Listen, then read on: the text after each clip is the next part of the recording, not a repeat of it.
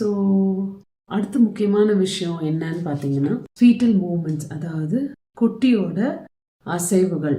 அதாவது நம்ம தலைப்பிரசவமாக இருந்தால் குட்டியோட அசைவுகள் நம்மளுக்கு 20 வாரத்துக்கு அப்புறம், அதாவது 5வது மாதம் முடியும் போது நம்மளுக்கு ஃபீல் பண்ண ஆரம்பிச்சிடும்.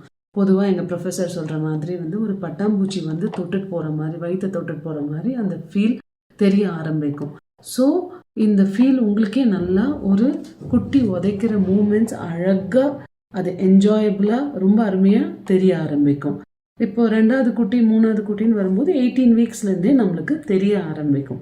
இந்த குட்டி அசைவுகள் தெரிய ஆரம்பித்ததுக்கப்புறம் ஒரு நாளைக்கு ஒரு 12 மணி நேரம் இடைவேளையில் பார்த்தீங்கன்னா ஒரு குறைஞ்சபட்சம் ஒரு 10 கவுண்ட்ஸாவது இருக்கணும். ஸோ அதை நீங்கள் ஒரு நூலில் ஒரு முடிச்சு மாதிரியோ போட்டு வச்சு நம்ம தெரிஞ்சுக்கிறது நல்லது.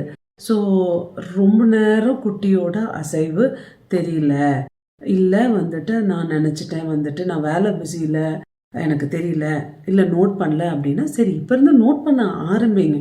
நோட் பண்ணும்போது தெரிய வந்ததுன்னா சந்தோஷம். பட் தெரியவே வரலன்னா இம்மீடியட்லி விசிட் யுவர் டாக்டர். உங்கள் டாக்டரை போய் பார்த்து அதை பற்றி என்ன பண்ணுறது. சம்டைம்ஸ் பார்க்கும்போது ஸ்கேன் பார்க்கும்போது நார்மலாக தான் இருக்கும். இல்லைப்பா குட்டி நல்லா இருக்குது, பயந்துக்காதுன்னு சொல்லுவோம். சரி, இதுக்காகவா இவ்வளோ பயந்துக்கிட்டோம் அப்படின்னு கூட நீங்கள் யோசிக்கலாம். But this is really important. நம்ம எக்ஸாஜரேட்டடாக எடுத்துக்கணும் அப்படின்றது கிடையாது.